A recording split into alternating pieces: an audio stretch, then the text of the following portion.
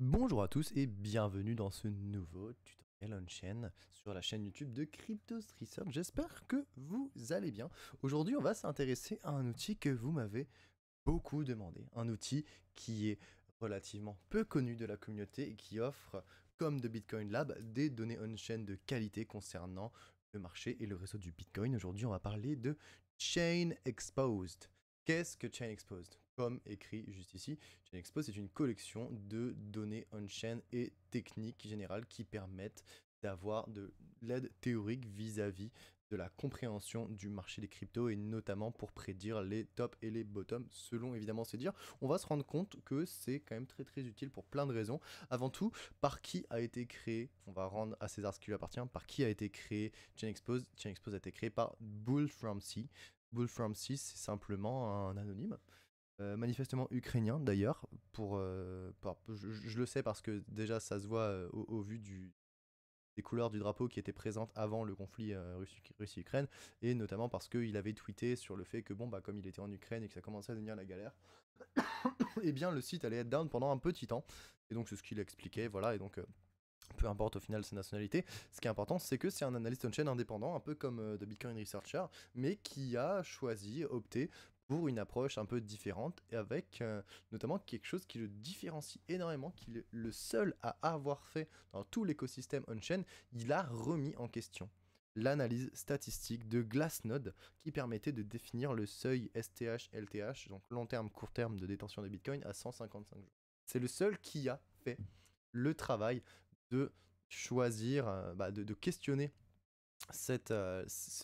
comment dire, ce seuil, cette analyse, et il a du coup conduit sa propre analyse qui a conduit à un résultat différent. Donc pour lui, le seuil STH-LTH, il n'est pas à peu près à 155 jours, il est à 139, 140 jours. Et donc toutes les métriques STH et LTH que vous allez voir sur Chain Exposed, eh bien elles seront avec un seuil de 139 à 140 jours et non pas 155. Donc ça joue pas grand chose, hein, ça joue à 2 semaines près, mais bon, c'est quand même bon à savoir.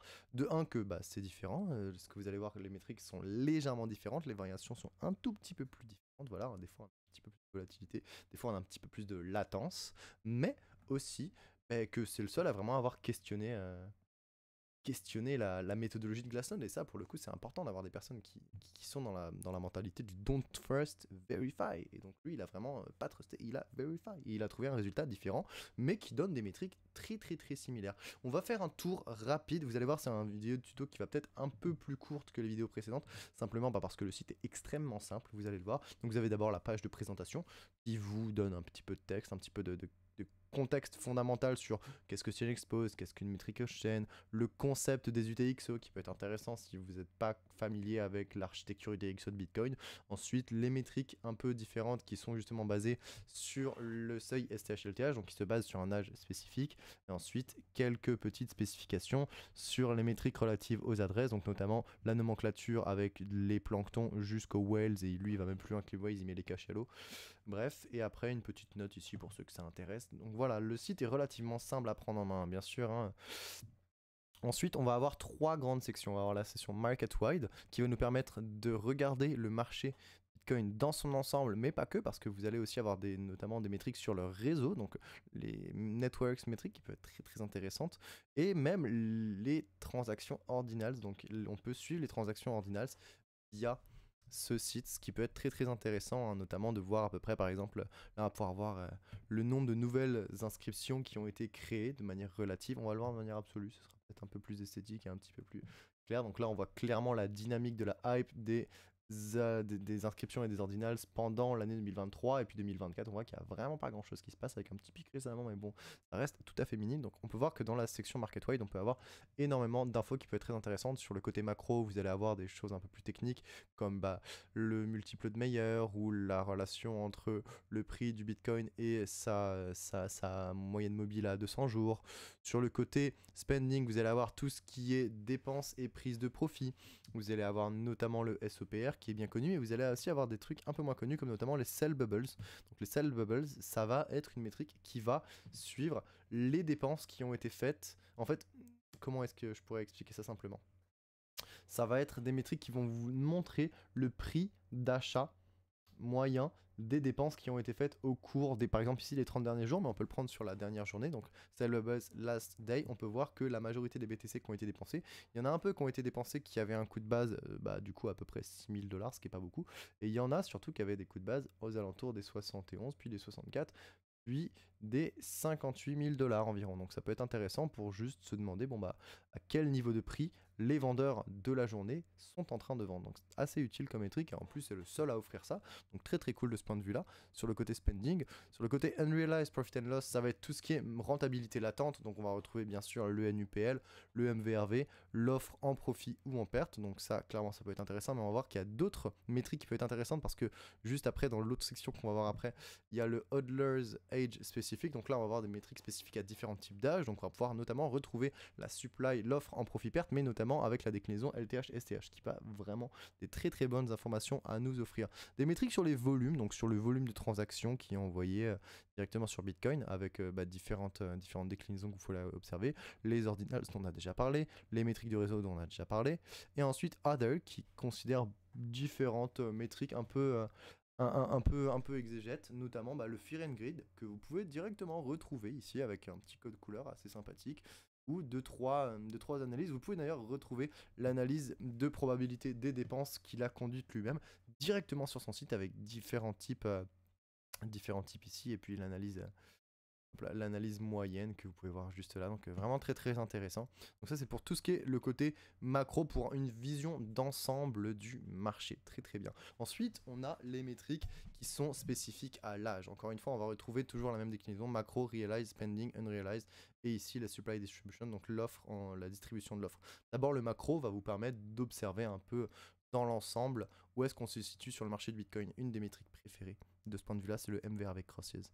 MVRV Crosses, c'est la même métrique sur laquelle j'ai basé mon modèle de transition bear bull, qui permet de déterminer déjà la rentabilité latente des investisseurs à long terme en bleu, la rentabilité latente des investisseurs à court terme en bleu, mais notamment les moments où la rentabilité latente à court terme, donc la courbe rouge, est supérieure à la rentabilité latente à long terme, donc la courbe bleue. Donc au moment où les investisseurs à court terme ont un profit qui est plus élevé que les investisseurs à long terme, c'est-à-dire qu'on est passé par un bear market entier qui a fait perdre tout le monde, et alors que les investisseurs à long terme sont en train de capituler, les investisseurs à court terme, eux, ont déjà repris du poil de la bête. Ça nous indique clairement les périodes lors desquelles on est en train de passer d'une transition de bear market vers un bull market. Vous pouvez le tester, ça a été éprouvé. Moi-même, j'avais créé mon modèle pendant le bear market de 2022 et on a pu prouver que ça a très bien fonctionné. Donc pour l'instant, il n'y a pas du tout de souci à se faire. À chaque fois, ça a vraiment très très bien marché. Et c'est pas une donnée technique, c'est une donnée on-chain. Donc comme ça se base sur les comportements on-chain, c'est beaucoup plus résilient et beaucoup plus fiable comme technique. Donc voilà, on retrouve beaucoup de métriques assez intéressantes. Les prix réalisés, vraiment, vous pouvez trouver de belles choses dans les prix réalisés. Notamment ici, vous pouvez retrouver le prix réalisé à court terme, évidemment, que vous connaissez bien, le prix réalisé à long terme, que vous connaissez aussi, même si on l'utilise moins, mais il y a autre chose, vous pouvez aussi choisir d'isoler les prix réalisés par bande d'âge, et ça c'est vraiment très très cool. Là vous pouvez choisir littéralement la bande d'âge que vous voulez. Par exemple, une des bandes d'âge que je trouve très très utile, c'est la bande d'âge à un mois, entre une semaine et un mois, et ensuite un mois, 3 mois. On peut même aller jusqu'aux 3 mois à 140 jours si vous voulez, mais juste les deux premières, juste même la première est très très utile pour avoir des dynamiques à court terme sur le prix. Ah, petite indication tant qu'on y est, vous voyez ici je suis capable avec ma souris de drag up et de drag down, donc de prendre en haut et en bas, et en scrollant vous pouvez ajuster l'échelle, quelque chose que vous n'avez pas chez Glassnode, quelque chose que vous n'avez pas chez The Bitcoin Lab. Donc voilà, très très utile, ça sert pas à grand chose en soi, mais c'est juste l'expérience utilisateur qui est beaucoup plus agréable, vous vous en rendrez compte une fois que vous êtes capable de modifier un peu comme ça, vraiment ça va changer la vie. Et donc voilà, ici par exemple on a isolé le coût de base moyen des BTC qui ont été acquis entre la dernière semaine et le dernier mois, et vous pouvez vous rendre compte que pour de l'action voilà, je recommande à personne de faire du trading à court terme, mais pour du trading à court terme, ça fonctionne quand même pas mal. Vous achetez la cassure haussière, vous vendez la cassure baissière, et puis vous vous retrouvez avec un rendement qui est quand même pas trop mal, notamment quand il y a la volatilité haussière, mais ça peut aussi vous permettre de vous protéger vis-à-vis de la volatilité baissière. Donc vraiment quelque chose qui est assez sympa à regarder de ce point de vue-là. Ça, c'était pour les prix réalisés. On retrouve bien sûr la même chose pour les SOPR, avec le SOPR des investisseurs à court terme, que vous connaissez bien encore une fois. Bien sûr, ici, vous pouvez ajuster le graphique comme il vous plaît. Le SOPR des investisseurs à long terme, qu'on connaît bien aussi, même si on l'a moins utilisé ces derniers temps, en effet. Et vous pouvez aussi avoir des choses un peu plus intéressantes, comme notamment les dépenses des investisseurs à court terme en pourcentage de leur offre. Donc vous pouvez savoir à quel moment les investisseurs à long terme, pardon, à court terme pour les STH, ont vraiment beaucoup dépensé parce que vous saurez combien de pourcentage de leur offre ils ont dépensé à un moment donné. Idem pour les investisseurs à long terme, ça permet de notamment spotter les moments où ils sont en train de prendre d'énormes profits ou pendant les bear markets, les moments où ils sont en train de prendre d'énormes pertes. Donc vraiment des choses assez sympas. Vous avez même 2-3 métriques un peu plus exclusives, comme notamment les dépenses des Satoshi Bags, qui peuvent nous permettre de savoir quand est-ce qu'on a des BTC qui sont pas nécessairement associés à Satoshi, mais qui sont des BTC qui ont été accumulés durant les premières années entre 2009 et 2010-2011 pour surtout 2010 en fait pour Bitcoin, qui ont été peut-être potentiellement dépensés au cours des dernières années. Donc quelque chose d'assez sympa aussi. Vous allez voir, il y a beaucoup de choses à voir dans la session spending pour le age spécifique.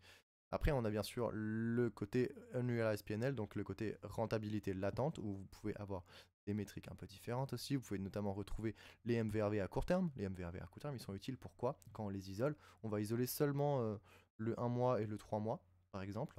Vous allez voir qu'ils sont très très utiles, notamment, comme on l'avait déjà expliqué, pour spotter des divergences. Si vous allez voir sur le post sur lequel on est capable d'identifier les sommets de marché haussiers, vous êtes capable d'identifier les divergences entre le prix qui augmente et le MVRV à court terme qui baisse, qui va nous montrer qu'à terme, il va avoir une correction qui va arriver.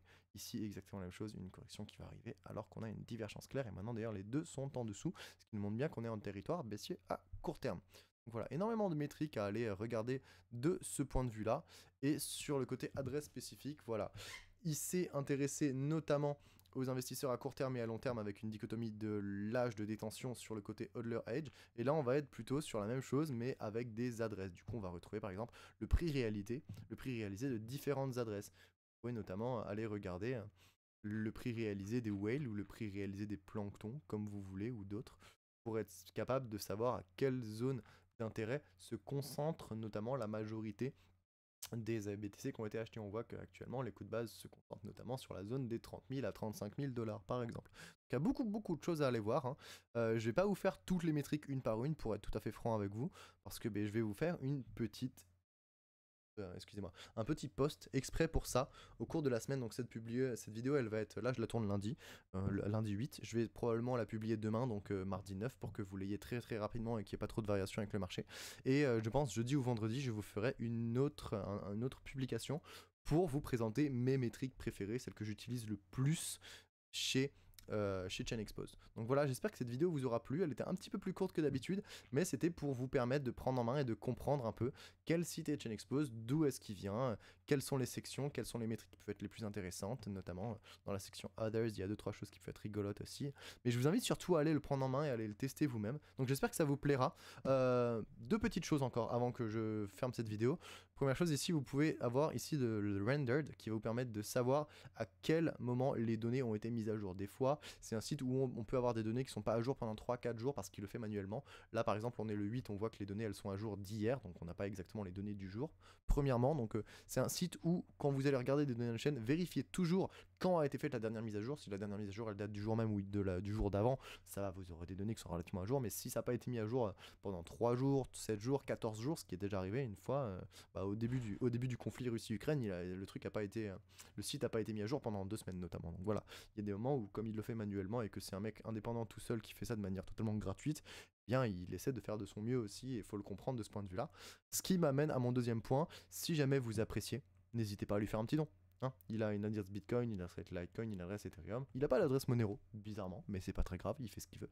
Et donc n'hésitez pas à lui faire un petit don, hein, même même 10 euros en Bitcoin, ça vous coûte pas grand chose. Les frais sont pas énormes en ce moment sur le réseau.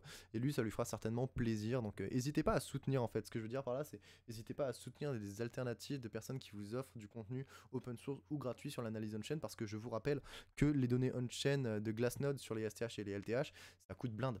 Ça coûte 800 euros par mois et lui il vous les offre gratuitement avec en plus une analyse qui a été faite un peu différemment, il fait tout de manière très très ouverte. Donc franchement c'est typiquement le genre d'initiative qu'il faut soutenir et franchement si un jour ce site ferme, je serais relativement triste parce qu'il m'a vraiment beaucoup aidé dans mes débuts en 2020-2021, quand je commençais l'analyse on-chain, j'ai vraiment beaucoup apprécié ce site. Donc n'hésitez pas à aller le tester, n'hésitez pas à me donner vos retours sur si ça vous plaît ou s'il y a des métriques que vous voudrez que je vérifie en particulier. Mais je vais vous préparer un post pour la fin de la semaine, histoire que vous ayez déjà quelques métriques à aller regarder et surtout comment les interpréter. Donc n'hésitez pas. Ça m'a fait plaisir de faire cette vidéo, j'espère qu'elle vous plaira aussi. On se retrouve bientôt pour de nouveaux tutoriels si jamais vous avez d'autres sites on-chain que vous voulez que je vous présente ou que vous voulez que je teste pour vous, n'hésitez pas à me le dire. Et puis on se retrouve bientôt pour un nouveau tuto on-chain.